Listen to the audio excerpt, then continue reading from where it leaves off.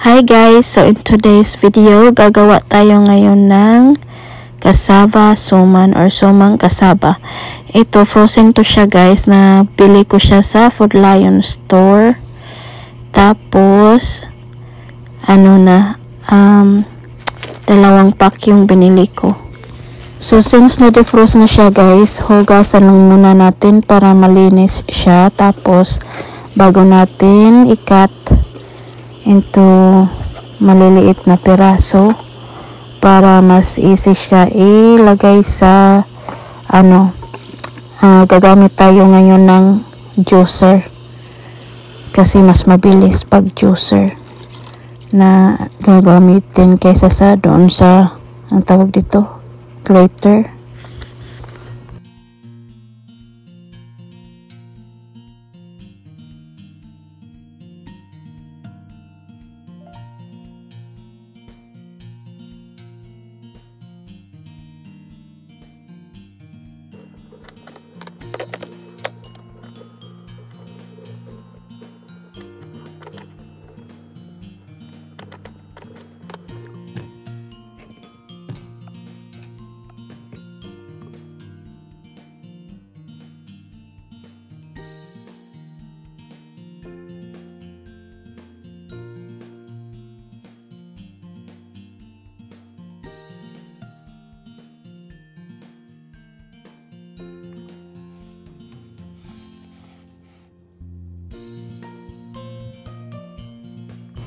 So ito yung juicer ko guys.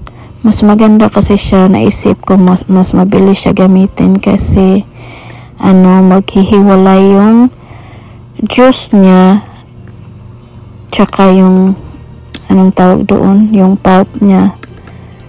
So tingnan natin. Kung wala naman ganito, pwede naman yung manual na lang. Ito lang kasi yung naisipan kong mas mabilis kasi may anak ako busy ang life, kaya mabilisan lang na pagluluto or paggawa.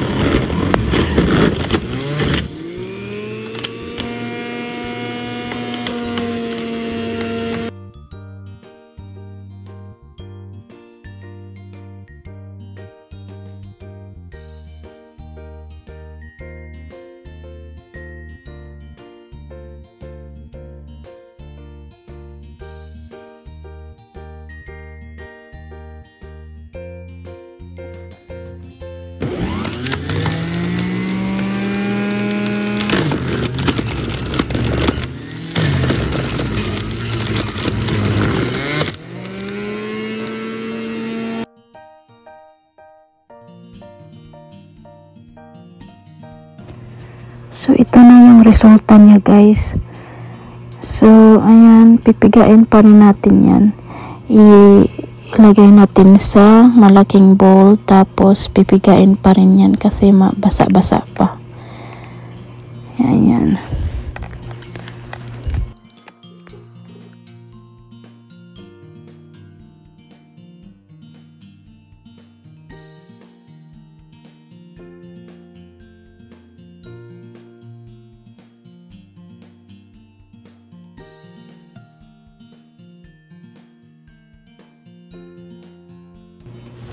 So yun guys, napuno na yung juicer. Ito yung juice na galing doon sa natin, gino juice. Pero itatapon natin to kasi wala naman tong gamit, hindi naman yan magagamit. So ayan lang, tapos hanggang tuloy-tuloy lang hanggang matapos yung ginagawa natin.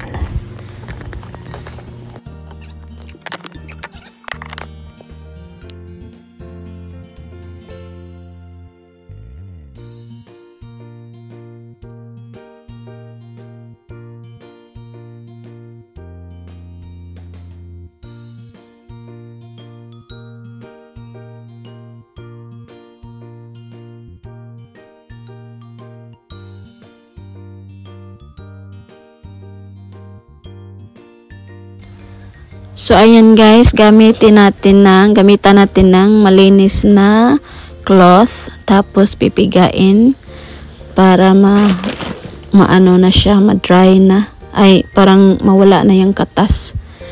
Tapos, ganyanin lang hanggang sa matapos. So, ayan. Kailangan talagang pigaan ng mabuti pag kamuting kahoy.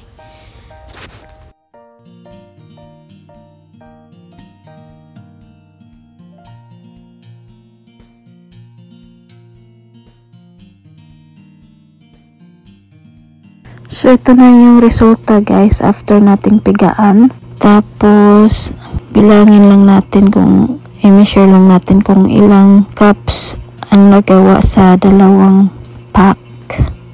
Dalawang pack ng cassava.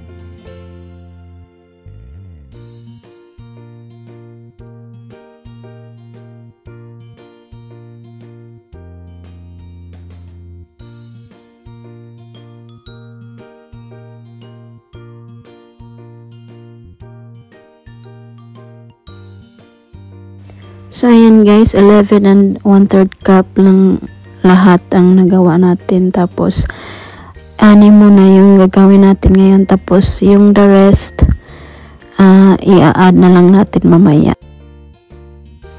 That's 2 cups of brown sugar.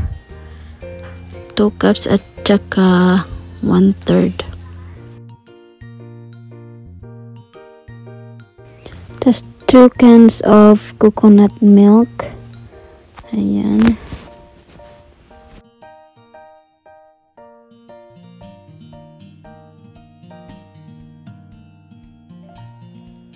Tapos haluin lang ng mabuti. Tapos ayan guys, medyo mabasa-basa pa siya. So i-add natin yung last na kamuting kahoy.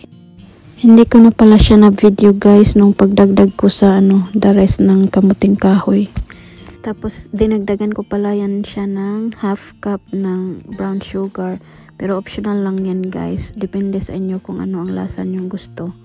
Matamis ba or tama lang yung Pero sa akin dinagdagan ko. So ayan. Babalutin na yan sa dahon ng saging. Tapos yung dahon ng saging guys, ready to use na pala yan. Kasi kanina ko pa yan inano sa apoy. Tapos, nilinisan ng malinis na cloth. So, ayan guys, ready to steam na siya. Dapat lagyan ng tubig yung kaldero. At ilagay yung dyan. Lahat kung magkasya. Tapos lutuin siya for 45 minutes. 40 to 45 minutes.